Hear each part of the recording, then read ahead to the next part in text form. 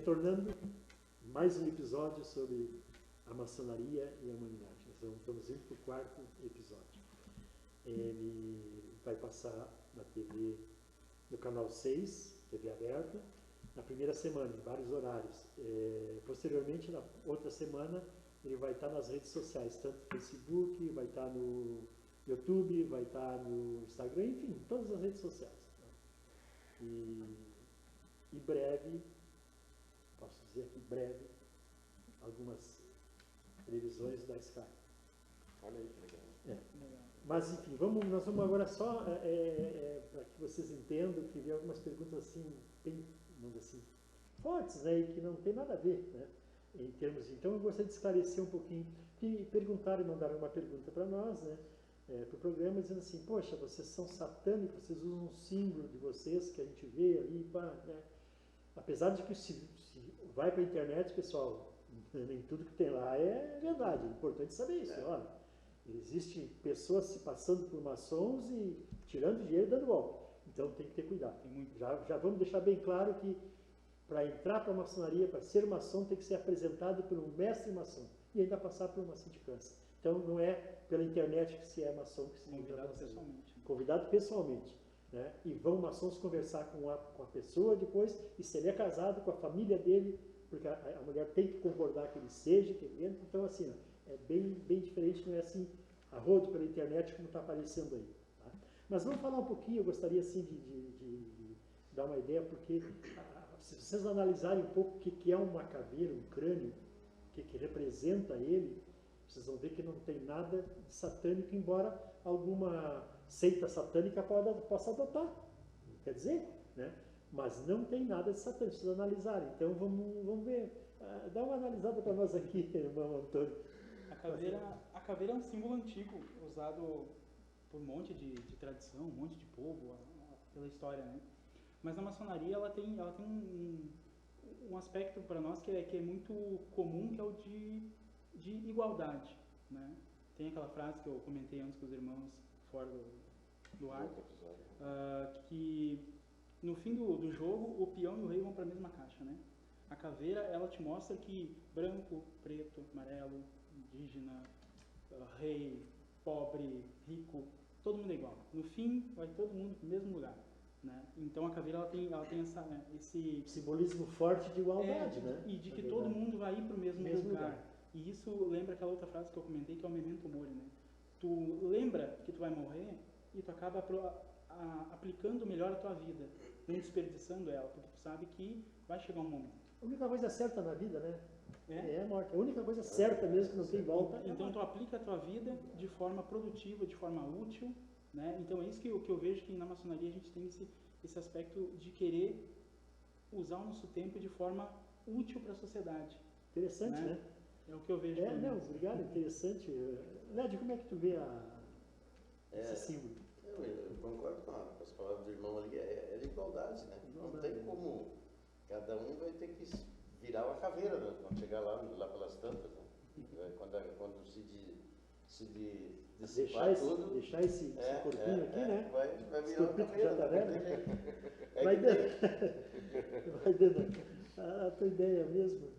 Não, tá eu acompanho completamente a opinião do Antônio, né, do irmão Antônio, a opinião do irmão Lédio, né, meu querido irmão Lédio, né, e eu até estava aqui pensando, né, poxa vida, as pessoas perguntaram sobre a caveira, isso tem um sentido maligno, vamos dizer assim, não é? E aí eu me lembrei de Shakespeare, né?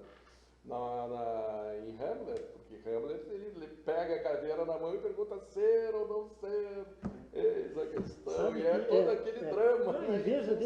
Veja que coisa, aspecto, né? Coisa importante aqui na gente conversando, né? E vocês aí estão nos assistindo, somando um pouquinho de cada um, né? Ver quanto é importante a gente prestar um pouquinho de atenção na caveira mesmo, pessoal. Vamos pensar assim, ó, não só no símbolo da igualdade, mas como eu dissesse aqui, da morte. Porque se a gente pensar assim, a gente vamos deixar um pouco de lado o rancor, vamos deixar de lado a maldade, vamos deixar de lado uma série de coisas e vamos viver, porque nós vamos chegar lá, né? Não adianta chegar lá. Então vamos viver, vamos plantar sementinha boa, colher sementinha boa e viver, porque uma coisa certa é a morte, então não existe nada de pânico. Não, todos nós, não tem, nasceu, está indo para o caminho da morte. E como a gente está indo, não sabe se vai durar 60, 70, 100 anos, 30, 40, não sabe? Vamos aproveitar bem a vida. E aproveitar a vida não é pensar no seu umbigo. Aproveitar a vida é aquilo que se aprende, inclusive, na maçonaria, que é a fraternidade, que é a igualdade, né? É a liberdade. Né? Mas vamos usar bem a nossa liberdade. Né? Lembrando disso, então vê que é um símbolo até bacana, viu? O sinalizar é um símbolo até... nada a ver, a caveira foi usada, né, por William Shakespeare para essa demonstração da dúvida, né, do drama da dúvida. E isso vem bem a calhar no que tu disseste.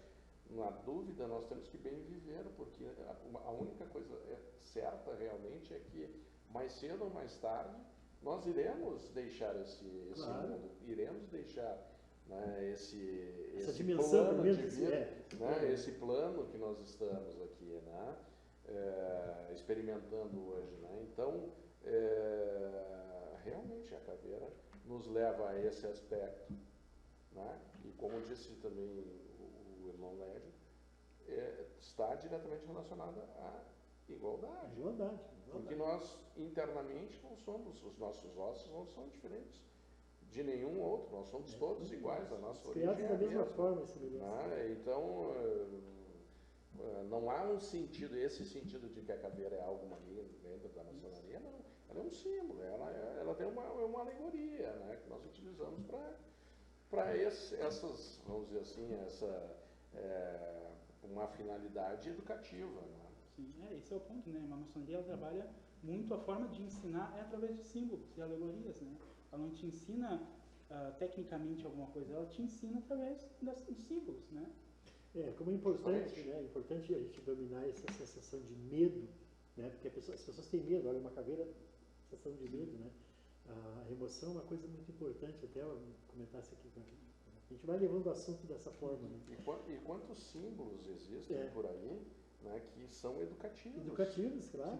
Por exemplo, aquele símbolo do sujeito lá com, né, uma cesta de lixo e ele jogando uma latinha no lixo, quer dizer, ele está jogando uma granada, ele vai explodir aquele lugar. Nós pensamos isso, não, o cara está malignamente, de uma forma maligna, está jogando uma granada para explodir. Está jogando uma latinha no lixo. Mas ele está educando. Né, que todos nós, né, tenhamos uma responsabilidade com Deus. Você sabe que uma das coisas que as pessoas, às vezes a gente divide, refletir sobre isso, né? Eu, às vezes, eu pergunto para as pessoas assim, você sabe qual é o antônimo, ou, vamos dizer mais claramente, o contrário de ódio? Normalmente as pessoas me dizem que é amor, sabe? E, na verdade, para mim, pelo menos, para nós, assim, não é. Para nós, a ódio é um extremo, a paixão é outro extremo, todos os dois são perigosos. O amor é o centro, é o equilíbrio, né, das emoções. E para te ter equilíbrio de emoções, não é que tu não vá sentir, mas para te ter equilíbrio, não perder, né, a razão, que ali, no amor dá razão, entende? Fora daquilo ali, a razão se vai. Se vai para a paixão, tu segue, vai para o ódio, segue. Então o centro, vamos dizer, é o amor. E aliás, onde existe o amor mais puro é onde tem a amizade. Porque amigo vê outro amigo que é feliz, fica feliz. Amigo não tem ciúme de amigo. Né? E onde tem aquele amor mais relacionamento de homem e mulher, enfim, né? Existe um pouquinho de egoísmo, existe um pouquinho de ciúme, existe um pouquinho de desequilíbrio emocional. E a verdadeira amizade é o equilíbrio puro. Então, amor não deixa de ser razão. Né? Se analisar bem. Né? Então, vamos procurar olhar com mais, questionar um pouco mais as coisas, olhar esses símbolos com mais profundidade para ver o que eles podem representar realmente. Né? Eu penso que a fraternidade está relacionada a essa questão né? amorosa, né? Sim. O amor ao próximo, né? O exercício da fraternidade está diretamente relacionado ao amor ao próximo. Sim. E isso a maçonaria também tem dentro do seu escola, vamos dizer assim, né? Dentro da sua política, dentro dos seus fundamentos, para ser mais exato, né? Sim. A fraternidade, o amor ao próximo. O amor ao próximo. Faz parte, se não for fraterno, tu não tem amor. Sim. Gosto dos meus filhos, mas não gosto do filho do vizinho. Não é amor. Já é um desequilíbrio emocional. porque ele nasceu de mim, porque o meu filho, porque o do vizinho não gosta, são iguais. E nem todo maçom é perfeito, né? Não, aliás, isso é muito importante. É muito importante uma coisa, a maçonaria, até nós vamos ver agora em seguida, né, uma parte estrutural da maçonaria, precisa ver o quanto ela perfeita é Deus, tá? Mas o quanto ela se aproxima da perfeição, né? A maçonaria, a ordem maçônica. Já o maçom, ele é humano, pessoal. Nós somos humanos, como os outros qualquer. Então nós cometemos falhas também, né? E a gente está lá dentro da ordem justamente para isso, para melhorar como ser humano, para cometer o menor possível de falhas, né? E conseguir passar isso para frente, passar para as pessoas lá fora da ordem, né? Essa a ideia, melhorar realmente a sociedade de um modo, toda a humanidade. Esse exemplo, né? Esse é o exemplo na sociedade. Esse exemplo, por isso se diz maçom, homens livres e de bons costumes. O bom costume é esse. Agora, que ele vai falhar, vai, o ser humano falha. Só que ele se policia muito mais. E quando o Led falou que é muito importante estar em loja sempre, é justamente para não perder, né, esse segmento de estar sempre se autopoliciando. A loja faz com que saia dali se autopoliciando, para que seja o mais correto possível lá fora. Sim, né? Em todos os sentidos, quer dizer, em todos os sentidos. Né? Então, falando nisso, a maçonaria, ela é uma organização, uma instituição, vamos dizer, quase perfeita, como se diz, né? E as pessoas não têm noção, por exemplo, que existe na maçonaria o poder legislativo, executivo e judiciário. Né? Então existe lá o deputado estadual, o deputado federal, não político partidário, deputado maçônico. Né? Existe juiz do tribunal eleitoral maçônico, tribunal de justiça maçônico. Né? Então, que a maçonaria dentro da sociedade é uma associação. É uma associação, sim. Uma associação de homens. Então ela tem os seus estatutos, ela tem os seus regulamentos. Né? E todo aquele que ingressa dentro da maçonaria se obriga a respeitar esses regulamentos, né? essas legislações, não é? Sob pena de, daqui a pouco, já não poder mais fazer parte do quadro da maçonaria. Né? E aí entra um detalhe que é importante, Maidana. É aí que aparece, porque muitas pessoas também comentaram, né, alguns erros, algumas falhas muito grandes de pessoas que eram maçons, se diziam maçons, né? E vem aí o problema. Muitas pessoas entram na maçonaria porque já leram na internet e tal, e acham que, e daqui um pouco, né, não é aquilo que eles pensam. Maçonaria não é para tu ficar rico, para tu ficar milionário, para tu, né, ter poder. Maçonaria é para tu ser humano mesmo. Né? E a união dos humanos é que cria o poder. Né?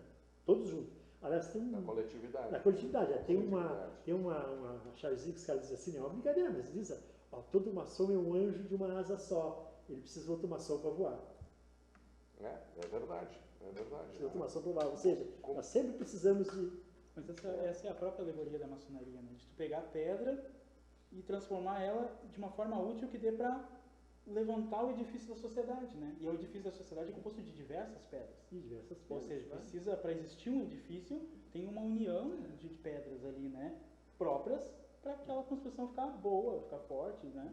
Melhorar, né? De alguma forma. Então, mas uma união ativa, né? Sim, porque nós não podemos ser, vamos dizer assim, estáticos. Né? Nas nossas atividades, nós temos que ser ativos em todas as nossas atividades, para que, num certo sentido, nós temos condições de demonstrar à sociedade aquilo que nós trazemos de dentro da maçonaria para a sociedade. Uma das... vamos dizer assim, esses exemplos, os exemplos ativos, exemplos dedicados, né, à construção social, né, como o Antônio bem falou aqui. Né? E aí vem um dos motivos que é a maçonaria discreta, pessoal. Imagina assim, vamos imaginar que eu tenho um amigo meu, não é maçom, porque a maçonaria não quer dizer que você só se ajuda entre eles, é egoísta, não. A maçonaria ajuda a humanidade, de certa forma, né? Quem precisar. Se eu sei que tem alguém passando trabalho, eu levo para dentro de uma reunião nossa, a gente conversa, discute e tenta ajudar. Né? Então, assim, para ter uma ideia, então se eu tenho um colega que está ficando numa empresa, merece uma ajuda, tem uma chance de subir, né? E se a pessoa sair cantando aos quatro ventos, o que vai fazer? Sempre nós vamos encontrar, infelizmente, na nossa sociedade, de um modo geral, na humanidade, pessoas com inveja que vão tentar dificultar. Então, nada como tu ajudar em segredo, discreto. Quando viu aquela pessoa, porque sempre tu vai ter alguém que vai te invejar, sempre vai ter alguém que não vai querer que tu, sabe, do teu lugar. E se tu fizer isso discretamente, quando tu ajudou, já ajudou, ninguém mais derruba. Eu diria que isso é uma política da maçonaria. É, uma política da maçonaria. E aí, como a gente estava colocando o aspecto assim, da associação, que a maçonaria é efetivamente uma associação, e ela tem que também respeitar a legislação nacional, Sim. né?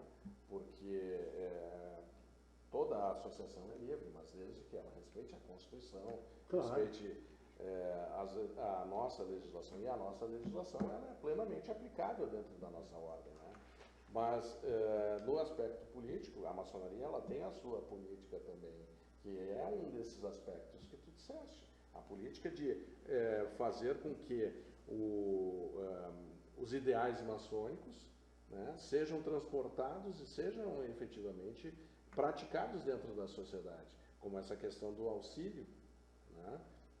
A maçonaria também não deixa de ajudar, não ajuda apenas os irmãos, Claro, né? é isso que eu ajuda também a sociedade, também a sociedade, né? muito. Através das nossas entidades paramaçônicas aí, sim, sim, que tem nós várias, temos, e né? muitas, né? E nós temos muitos maçons que fazem parte de instituições como, por exemplo, muitas, né? instituições paramaçônicas, mas até eu ia citar aqui a própria Cruz Vermelha. Também. Né? Na Cruz Vermelha nós temos irmãos maçons Sim. lá que fazem um excelente trabalho. Né? Tem muito trabalho de caridade.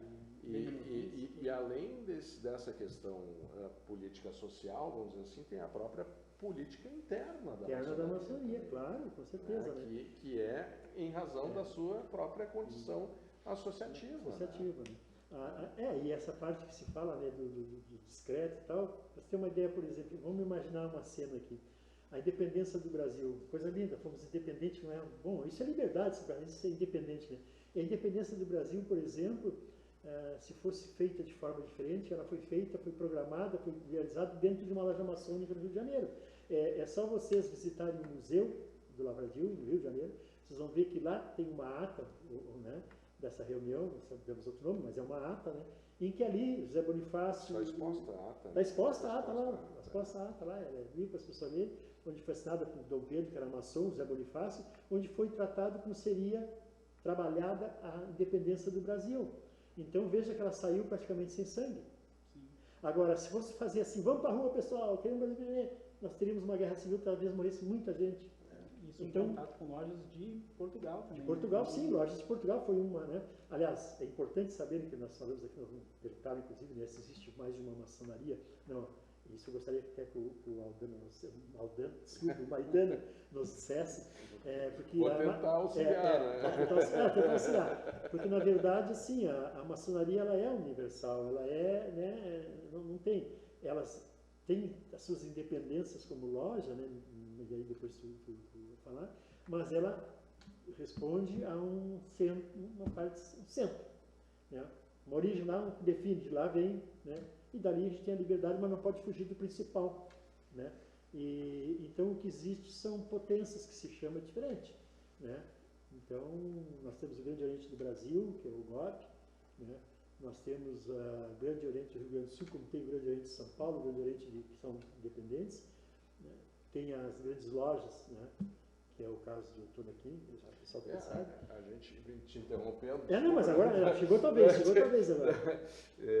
Sem querer te interromper, mas aqui tá assim, eu estava justamente pensando aqui que, na realidade, essa questão de nós termos diversas potências, né, universais, vamos dizer assim, ela tem um certo significado também político, né? Mas que pode representar até mesmo a soberania de cada Estado. Sim. Né? Porque cada potência, vamos assim, tem de uma liberdade, forma, né? de uma forma talvez até mais instrutiva ou mais de mais facilidade de compreensão, mais didática, né? Cada potência ela representa um Estado, um país. Né? Aqui no Brasil a gente tem o Grande Oriente do Brasil, temos vários grandes orientes estaduais, né? Como aqui no estado do Rio Grande do Sul tem o Grande Oriente do Rio Grande do Sul, né? Onde eu nasci, na verdade, no Grande Oriente do Rio Grande do Sul, e depois eu vim para o Grande Oriente do Brasil. E temos as grandes lojas, né? E cada uma tem a sua peculiaridade. Né? Eu não quero estar enganado, mas a impressão que eu tenho, por exemplo, assim, é que as grandes lojas elas são elas têm um fundamento mais imperialista. Não sei se isso é verdade, mas assim, como se fosse quase como uma monarquia. E com relação à origem, assim, na realidade, as lojas mais antigas sempre foram as lojas inglesas, né? Dizem que tem uma loja escocesa que é mais antiga ainda que as lojas inglesas. Eu não saberia explicar agora qual é essa loja, né? Mas então algumas lojas que se reuniram na Inglaterra e fundaram a grande loja da Inglaterra, né? E a grande loja da Inglaterra, então, juntamente com o Grande Oriente francês, né? A grande loja, não, o Grande Oriente francês, se não me falha a memória, perdão, a grande loja da França, né? Eles passaram a se reconhecer. Houve períodos de guerra, né, entre as duas nações, mas depois reconheceram e passaram a reconhecer esses estados, vamos dizer assim, né, que correspondem às outras potências, né, como o Brasil. O Grande Oriente do Brasil é reconhecido pelas grandes lojas da Inglaterra. Alguns grandes orientes estaduais são reconhecidos, como o Grande Oriente do Rio Grande do Sul, e a própria grande loja do estado do Rio Grande do Sul também é reconhecida, né? Então tem assim, o Grande Oriente do Brasil é uma potência mais republicana, né? Porque tem o seu poder legislativo, tem o seu poder executivo, né? Tem o seu poder judiciário, né? O qual mas o fundamento sempre é o mesmo, né? O fundamento da maçonaria em si, a tradição, a única fundamento, é sempre o mesmo. Em qualquer, né? E importante. Mas cada uma tem o seu funcionamento, tem a sua própria organização, né? Mas a grande loja também tem os mesmos 3 poderes, é a mesma coisa. Isso eu não tinha, não tinha assim um profundo conhecimento, por isso eu até coloquei essa questão. Legislativo, judiciário, tem tudo. Mas ela é republicana ou é mais monarquista? Né, assim, da infraestrutura da maçonaria em si, da grande loja no Brasil, do grande Brasil, né? Como diz, tem outros países que não tem essa parte tipo republicana, é diferente um pouco, mas o fundamento sempre é o mesmo. Maçom aqui, maçom lá, sendo regular, que é importante, é igual. Saiu um maçom daqui, foi para a Alemanha, foi para a Europa, foi para os Estados Unidos, ele vai acabar se identificando com outro maçom lá e vão se tratar como irmão fosse. E vão ter são considerados o mesmo conhecimento das coisas. Mesmo das coisas. Justamente. Então isso é importante, independente de... Né? Aí tu vai praticar um rito lá no interior, é o mesmo rito que tu está praticando aqui. Então, a talvez, língua é que vai ser diferente. Talvez por isso, né, e ela ser um pouco, né, discreta, já ter sido secreta, né, é que existe, aí nós vamos entrar nessa área, existe a teoria da conspiração, né, da maçonaria, né. Então, claro que algumas instituições, você está falando, muitas instituições do mundo, não só no Brasil, claro que tinha um receio da maçonaria, né? A maçonaria receio que ela fosse perseguida, né? foi perseguida, porque imagina, é secreta, era secreta, né? Tinha segredos. Se reuniu, né? O pessoal não sabia o que acontecia e estava cada vez crescendo mais. E não é só aqui, é em todos os estados, países e tal. Pô, daqui a pouco os caras vão criar uma nação aí, vão tomar conta de tudo. Então era o medo, né?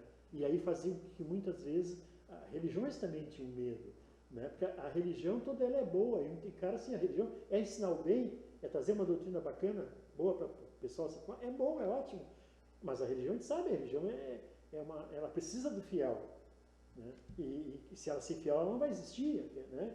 E aí, daqui a pouco eles tinham medo que a maçonaria fosse tomar conta do mundo, e fosse uma religião, uma seita, e não acabar com as religiões, nada a ver, né? Nada a ver, mas... Não tem lugar mais ecumênico que a maçonaria. Que a maçonaria, pois é, né? Entende? Então, assim, ela, como disse, aceita todas as religiões, né? Não tem, né?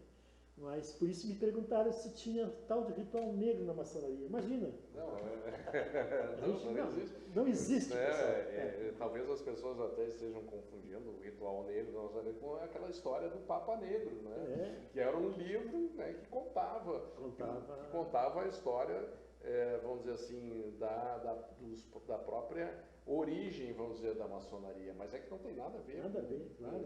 Ritual negro, missa negra, coisa assim, é apenas uma história, uma alegoria, né? E é um livro muito interessante até, né, mas que fala na existência do tal Papa Negro, né, que é uma figura manipuladora, uma figura assim, não que ele fosse algo satânico, não era satânico, mas ele era uma figura manipuladora, né? Tinha uma certa maldade, assim, e tal. Mas nada Então, a ver com a maçonaria. nada a ver com a maçonaria, até porque na história, né, ele seria contrário, vamos dizer assim, à fundação da maçonaria, aquela perseguição entre os cruzados, né, que justamente a igreja acabou perseguindo, né, os cruzados, como posteriormente fez com vários cristãos, né? Com vários cristãos, não, com vários pagãos, vamos dizer assim, contra judeus também, né?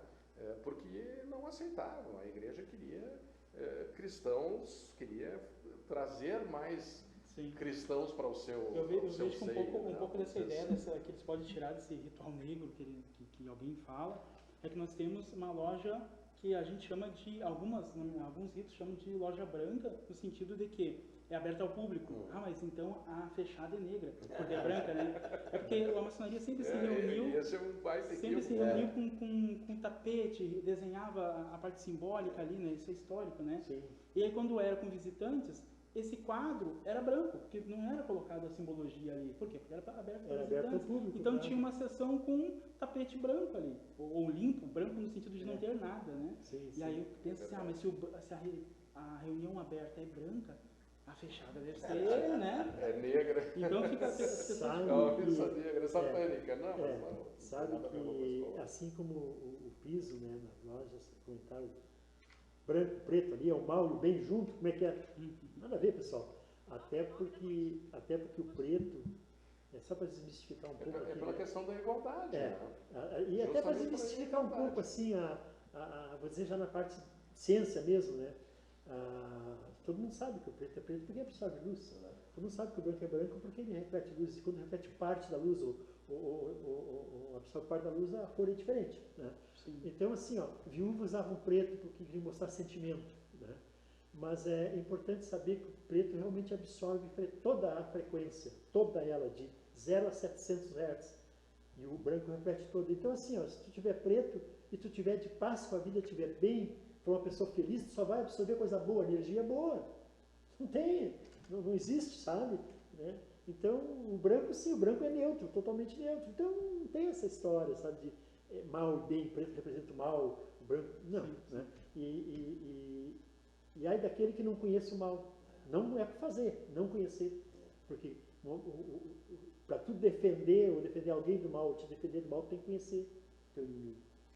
Tu sabes que existem alguns irmãos assim, que têm uma certa preocupação que nós talvez voltaremos a viver, né, esse período de segredo da maçonaria, né? Talvez pelas questões políticas atuais, talvez pelas questões, isso de um modo global. Global, claro. Né? Porque hoje nós não vivemos globalmente. Então existe essa preocupação realmente. Né?